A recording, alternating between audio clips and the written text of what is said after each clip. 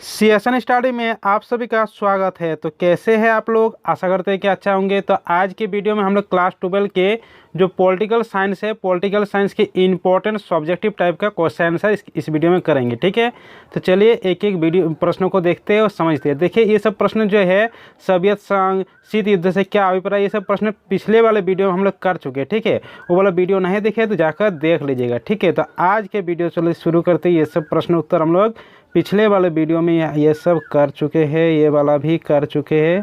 थोड़ा नीचे जाते यहाँ पर, यहाँ तक के थे। ठीक है, यहाँ पर पूंजी सोवियत राजनीतिक प्रणाली ये वाले किए थे हम लोग। यहाँ पर हम लोग पूंजीवादी से करेंगे। ठीक है, पूंजीवादी क्या है? देखिए तीन तरह की होती है, पूंजीवाद, समाजवाद और मिश्रित। ठीक है, पूंजीवाद किसको कहेंगे? जिसमें जो निजी व्यक्तियों के हाथ में रहता है। पूंजीवाद का केवल उद्देश्य होता है लाभ कमाना। ठीक है, इसका उद्देश्य क्या होता है? लाभ कमाना।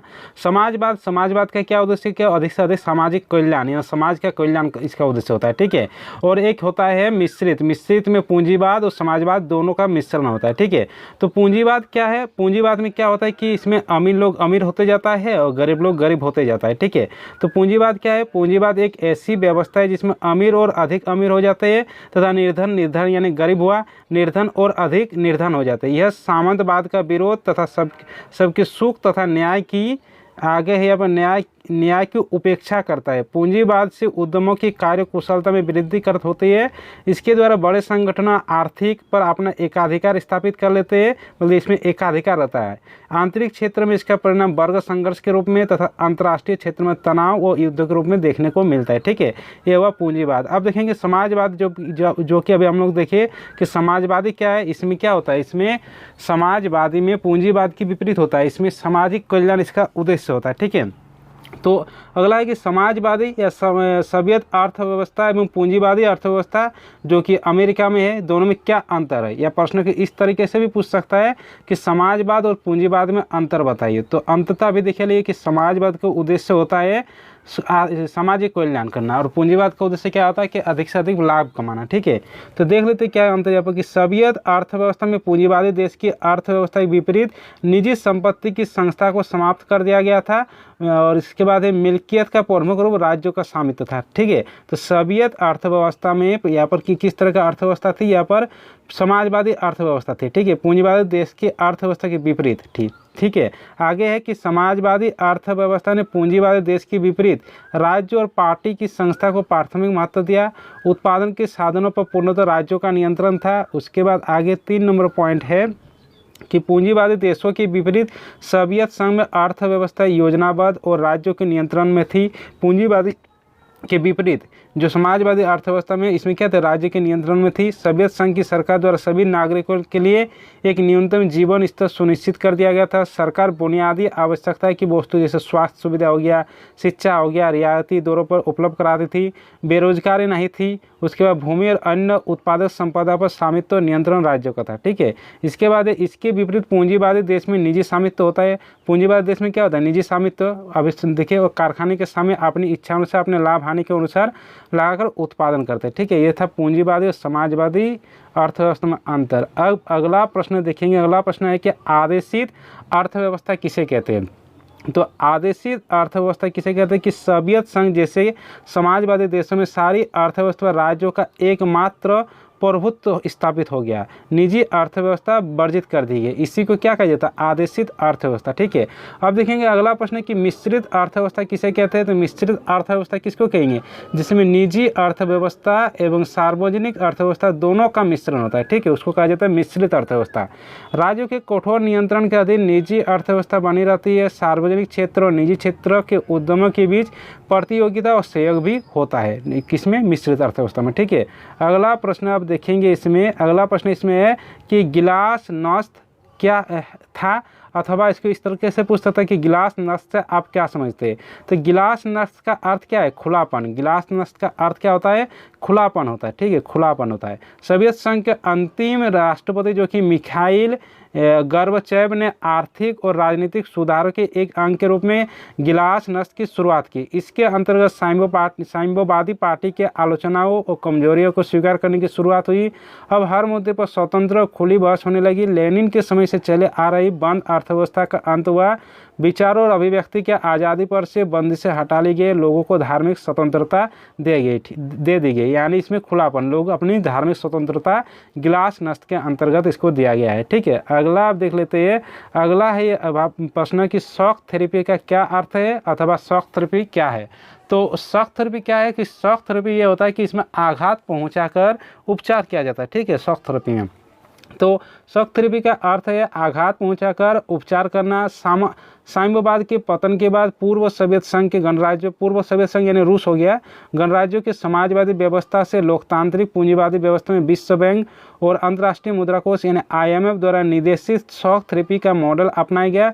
इसमें कठोर निर्णय लिए गए जिससे जनता को कोई प्रकार के कष्ट झेलने पड़े। इसके उद्देश्य साम्यवादी अर्थव्यवस्था को पूरी तरह खत्म करना था। इसमें राज्य संपदा के निजीकरण और व्यावसायिक संपत्ति को तुरंत अपनाने की यहाँ पर बात शामिल थी। ठीक है, ये था शॉक थेरेपी। अब अगला प्रश्न यहाँ पर है, अगला प्रश्न है कि एक ध्रुवीयता तथा द्विध्रुवीयता का क्या अर्थ है। तो एक ध्रुवीयता इसमें होता है कि इसमें जो भी शक्ति होता है, जो भी ताकत होता है का केंद्र एक ही होता है, केंद्र एक ही होते हैं एक ध्रुवीयता में। ठीक है, और द्विध्रुवीयता में क्या होता है कि इसमें केंद्र मतलब शक्ति और ताकत मतलब बटा हुआ रहता है। ठीक है, द्विध्रुवीयता में। तो देख लेते हैं कि दोनों में क्या अर्थ है। जब अंतर्राष्ट्रीय व्यवस्था में ताकत का केंद्र एक ही हो तो उसे एक ध्रुवीयता कहा जाता है। जैसे सोवियत संघ के पतन के बाद अमेरिका विश्व में एक ध्रुवीय शक्ति बन गया था, जिसमें क्या कहता है कि केंद्र व्यवस्था का ताकत केवल केंद्रों के ही था, तो यह था एक ध्रुवीयता। उसके बाद इसमें कि शीत युद्ध के समय में दो ध्रुवीय विश्व का उदय हुआ, अर्थात दुनिया में दो गुटों में दो गुट बढ़ गया। एक गुट का नेता अमेरिका था और दूसरे गुट का नेता सोवियत संघ था यानी रूस था। ठीक है, ये था एक ध्रुवीयता तथा द्विध्रुवीयता का अर्थ। अगला प्रश्न यहाँ पर है कि एक ध्रुवीय विश्व से आप क्या समझते हैं। तो आप उसी को लिख सकते हैं कि एक ध्रुवीय विश्व क्या होता है, यही वाला लिख सकते हैं। अगला ये देखिए, जब अंतर्राष्ट्रीय व्यवस्था में ताकत का केंद्र एक ही हो तो उसे एक ध्रुवीयता कहा जाता है। जैसे सोवियत संघ के पतन के बाद अमेरिका विश्व में एक ध्रुवीय शक्ति बन गया। ये सब घुमा फिराकर ये वाला प्रश्न दे दिया गया। अगला प्रश्न यहाँ पर प्रश्न है कि अंतर्राष्ट्रीय राजनीति में द्विध्रुवीयता के अंत के दो कारण बताएं। दो कारण क्या है। एक कारण है कि सोवियत संघ के विघटन एवं अमेरिकी वर्चस्व में वृद्धि। दूसरा कारण है सोवियत संघ के विघटन के बाद पूर्वी यूरोप के अधिकांश देश जो पहले सोवियत संघ के प्रभाव क्षेत्र में थे, धीरे धीरे साम्यवाद के प्रभाव से बाहर आकर पश्चिमी यूरोप के पूंजीवादी देशों में अपने संबंध बना लगे। उसके बाद है कि गुट निरपेक्षता की प्रासंगिकता तथा प्रभावशीलता में कमी। ठीक है, अगला प्रश्न यहाँ पर है कि प्रश्न है कि दो ध्रुवीयता एवं एक ध्रुवीयता के बीच अंतर स्पष्ट करें। तो जो यहाँ पर हम लोग देखिए एक ध्रुवीय और द्विध्रुवीयता का क्या अर्थ है, तो इसी को आप लोग अंतर के रूप में इस तरह इसका उत्तर भी लिख सकते हैं। तो इसका उत्तर भी आप लोग इस तरीके से लिख सकते हैं। अगला प्रश्न देख लेते हैं। अगला प्रश्न हमारा यहाँ पर कि नई विश्व व्यवस्था क्या है। तो नई विश्व व्यवस्था क्या है कि सोवियत संघ के विघटन के पश्चात अमेरिका आज एकमात्र महाशक्ति है। यह शक्ति यहाँ पर है कि सैन्य प्रभुत्व, आर्थिक शक्ति, राजनीतिक प्रभाव और सांस्कृतिक वर्चस्व के रूप में अंतर्राष्ट्रीय क्षेत्रों में शक्ति का एकमात्र केंद्र अमेरिका ही है। इसलिए इसका वर्चस्व है। अमेरिका राष्ट्रपति जॉर्ज बुश ने एकल ध्रुवीय विश्व में अमेरिकी वर्चस्व को नई विश्व व्यवस्था की संज्ञा दी। ठीक है, अगला देख लेते प्रश्न। अगला प्रश्न यहाँ पर है प्रश्न कि किस देश की वर्चस्वता की स्थिति प्राप्त है। क्या वर्चस्वता की यह स्थिति यहाँ पर है कि स्थायी है। तो देखिए वर्चस्वता, आज अमेरिका को वर्चस्वता की स्थिति प्राप्त है। सोवियत संघ के विघटन के पश्चात अमेरिका आज एकमात्र महाशक्ति है, परंतु यह स्थिति स्थायी नहीं है। देखिए स्थायी नहीं है यहाँ पर वर्चस्वता। अंतर्राष्ट्रीय राजनीति में यहाँ पर स्थितियाँ बदलती रहती है, नए गुर्जर बनते बिगड़ते हैं। आज चीन अमेरिका के समय आर्थिक और सामरिक क्षेत्र में नई चुनौती दे रहा है। अगला प्रश्न यहाँ पर है कि अमेरिकी वर्चस्व का युग कब आरंभ हुआ। तो अमेरिकी वर्चस्व का युग 1991 ईस्वी में आरंभ हुआ, जब एक शक्ति के रूप में सोवियत संघ का विघटन हो गया था। ठीक है, अगला प्रश्न यहाँ पर है। अगला प्रश्न है कि आज के विश्व में अमेरिका के वर्चस्व से क्या अभिप्राय है अथवा कि वर्चस्व का क्या अर्थ है। तो सोवियत संघ के विघटन के पश्चात अमेरिका आज एकमात्र महाशक्ति है। वर्चस्व मतलब क्या है कि उसको महाशक्ति प्राप्त है, एक महाशक्ति है। यह शक्ति सैन्य प्रभुत्व, आर्थिक शक्ति, राजनीतिक प्रभाव और सांस्कृतिक बढ़त के रूप में है। अंतर्राष्ट्रीय क्षेत्र में शक्ति का एकमात्र केंद्र अमेरिका ही है, इसलिए उसका वर्चस्व है। इसलिए वर्चस्व मतलब उसको एक तरह की महाशक्ति प्राप्त है, उसको सबसे शक्तिशाली माना गया। ठीक है, अगला प्रश्न इसमें है कि समकालीन विश्व व्यवस्था की दो विशेषताएं बतलाइए। तो दो विशेषताएं क्या है। अंतर्राष्ट्रीय मामले में अमेरिका की चलती है और विभिन्न देश एक दूसरे पर बल प्रयोग कर रहे हैं। ठीक है, अगला प्रश्न इसमें देख लेते हैं अगला प्रश्न इसमें है कि बहुध्रुवीय विश्व क्या है?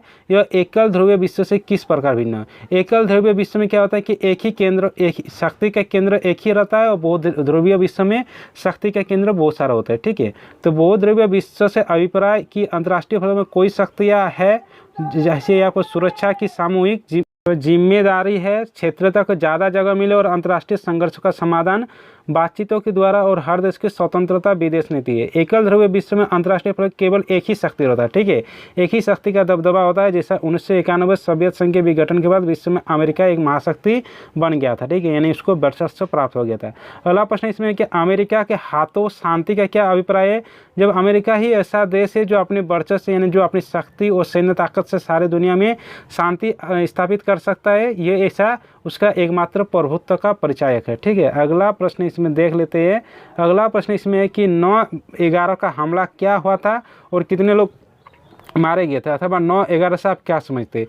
तो 9/11 क्या है? 9/11 क्या है? इसमें एक आतंकवादी हमला है, जिसमें कब हुआ था? 11 सितंबर 2001 को। ठीक है, और इसमें 9/11 इसलिए कहा जाता है क्योंकि सितंबर महीना का 9 लिया जाता है और यहाँ पर 11 तारीख के 11 लिया जाता है, इसलिए इसको 9/11 हमला कहा जाता है। ठीक है, तो 9/11 का आतंकवादी हमला अमेरिका में न्यूयॉर्क स्थित वर्ल्ड ट्रेड सेंटर पर हुआ था। इस हमले में लगभग 3000 लोग मारे गए थे। अमेरिका में महीना पहले और तिथि को बाद में कहने का रिवाज है। ठीक है, महीना पहले, यानी इसलिए 11 सितंबर में 2001 ईस्वी को महीना पहले, सितंबर महीना का इसलिए 9 और तिथि 11, यानी 9/11 कहा जाता है इसको। ठीक है, अगला प्रश्न अब देख लेते हैं। अगला प्रश्न इसमें प्रश्न है कि 9/11 के आतंकवादी हमले के लिए किसे जिम्मेदार माना गया?